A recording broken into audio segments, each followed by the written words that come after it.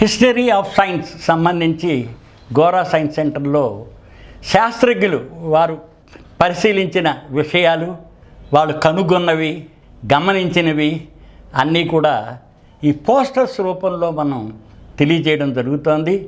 దీనివల్ల ఏంటంటే శాస్త్రీయ విజ్ఞానాన్ని పెంపొందించుకోవడానికి, శాస్త్రజ్ఞానం పెంపొందించుకొని మనం కూడా శాస్త్రజ్ఞులుగా ఆలోచనలు పెంపొందించుకోవడానికి అవకాశం పెరుగుతూ ఉంటుంది.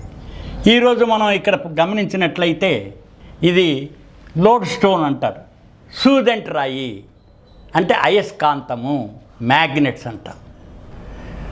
ఒక గొర్రెల కాపరి తను గొర్రెలు కాచుకుంటూ మెగ్నీషియా అనే ఊరిలో వెళ్ళి అక్కడ ఉన్న రాళ్ళు ఒకదాంతో ఒకటి అతుక్కుంటున్నాయి అని చెప్పి గమనించాడు. వాటితో ఆడుకోవడం మొదలుపెట్టాడు. ఆ రాళ్ళు అతుక్కుంటున్నాయి. ఇది వచ్చి తను గ్రామస్తులకి తెలియజేశాడు. చేస్తే నెమ్మదిగా శాస్త్రజ్ఞానం గల వారందరూ దాన్ని చూసి అవి మెగ్నీషియా అనే ఊరిలో ఇచ్చేశారు కాబట్టి మ్యాగ్నెట్స్ కింద దాన్ని మనం పిలుస్తున్నాం. మ్యాగ్నెట్ అంటే మనకందరికీ తెలుసు, అవి అట్రాక్టివ్ ఫోర్స్, ఆకర్షిస్తాయి. అలాగే రిపల్షన్ ఉంటుంది. అందుకని డైపోల్ అంటారు. డైపోల్ అంటే మనం కనుక ఒక మ్యాగ్నెట్ని వేలాడదీసినట్లయితే అది ఉత్తర దక్షిణాలుగా ఫ్రీగా వేలాడదీసినప్పుడు ఉత్తర దక్షిణాలు చూపిస్తూ ఉంటుంది. అందుకని నార్త్ పోల్, సౌత్ పోల్ అంటుంటాం అన్నమాట. ఈ డైపోల్ దీనిలో ఉండే సర్కిల్, దీనిలో అసలు ఫోర్స్ అటు ఎప్పటికీ అయిపోతుంది. అది మ్యాగ్నెటిక్ ఫోర్సు డిస్ట్రాయ్ అవ్వదు. డిస్ట్రాయ్ అవ్వాలంటే దాన్ని మనం ఫైర్లో అయినా వేయాలి ఆ రాయిని, లేకపోతే బలంగా సుత్తితో అయినా కొట్టాలి, మన చేతిలో ఎంచైనా పడిపోవాలి, లేకపోతే మ్యాగ్నెటిక్ ఫీల్డ్ అధికంగా ఉన్న దానిలో పెట్టినప్పుడే దానిలో చేస్తుంది. కానీ ఇన్హెరెంట్గానే స్వశక్తితోటి మ్యాగ్నెటిజం డెవలప్ అవుతూ ఉంటుంది. దీన్ని మనం ఇండక్ట్ చేయొచ్చు. ఒక మ్యాగ్నెటిక్ సబ్స్టెన్సెస్ అంటారు. అంటే ఐరన్కి సంబంధించిన సబ్స్టెన్స్ అన్నిటిలో కూడా మ్యాగ్నెటిజం ఉంటుంది. అదే ఐరన్, కోబాల్ట్, నికెల్ వీటిలన్నిటిలో కూడా మ్యాగ్నెటిక్ సబ్స్టెన్సెస్ అవి. దాంతో ఆర్టిఫిషియల్గా కూడా తయారు చేయొచ్చు. దీన్ని ఎలక్ట్రో మ్యాగ్నెటిజం అంటాం. ఫారడే కూడా కనిపెట్టాడు. ఒక వైరు చుట్టులో కనుక మ్యాగ్నెట్ కవర్ చేస్తే ఎలక్ట్రిసిటీ ఉత్పత్తి అవుతుంది. ఎలక్ట్రిసిటీ కనుక మనం వైర్లోకి పంపి ఒక రాయి అందులో పెట్టినట్టుగా ఇనుప రాడ్డు వెంటనే అది మ్యాగ్నెట్గా మారుతుంది. అందుకని electrical energy, electro magnetic forces అన్నది ఉన్నాయి అన్నమాట. So it's a electro magnetic field ఏర్పడుతుంది.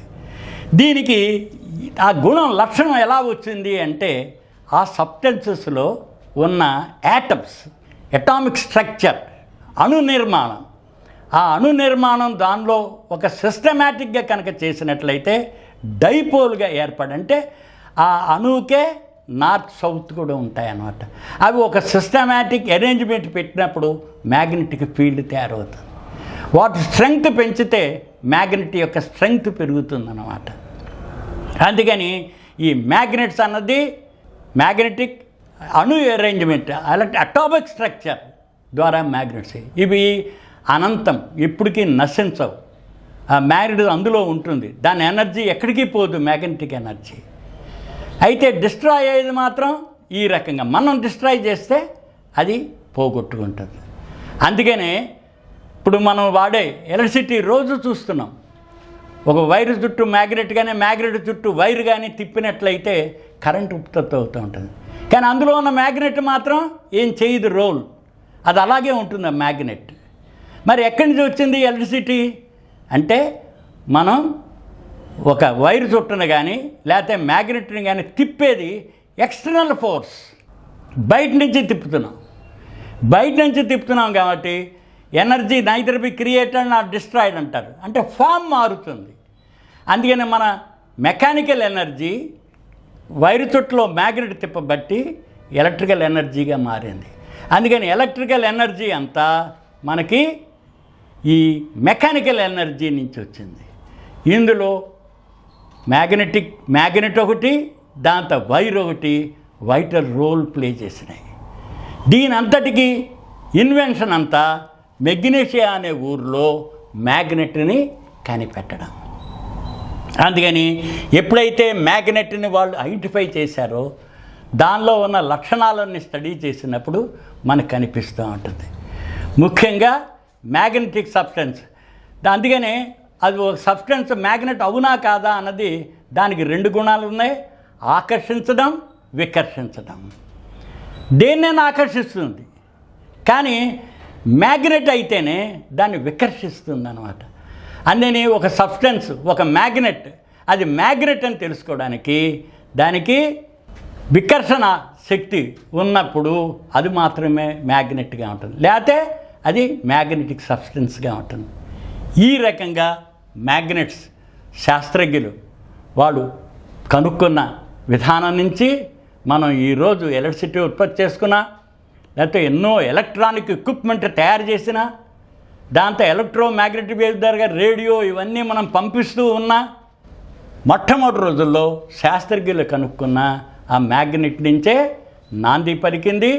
దాని నుంచే మనం ఎన్నో రకాలుగా ఈ ఎక్విప్మెంట్, ఎలక్ట్రానిక్ ఎక్విప్మెంట్ అంతా కూడా తయారు చేశాం. ఈ కార్యక్రమం మీకు ఎంతో నచ్చింది కదా. ఇటువంటి మరిన్ని వీడియోల కోసం అనతి కాలంలోనే 20 కోట్లకు పైగా వ్యూస్ సాధించిన సమరం ఛానల్ సమర్పించు సమరం సైన్స్ వరల్డ్ ఛానల్కు సబ్స్క్రైబ్ చేయండి, లైక్ చేయండి, మీ ఫ్రెండ్స్కి షేర్ చేయండి. అలాగే ప్రక్కనున్న గంట సింబల్ని ప్రెస్ చేయడం మర్చిపోకండి.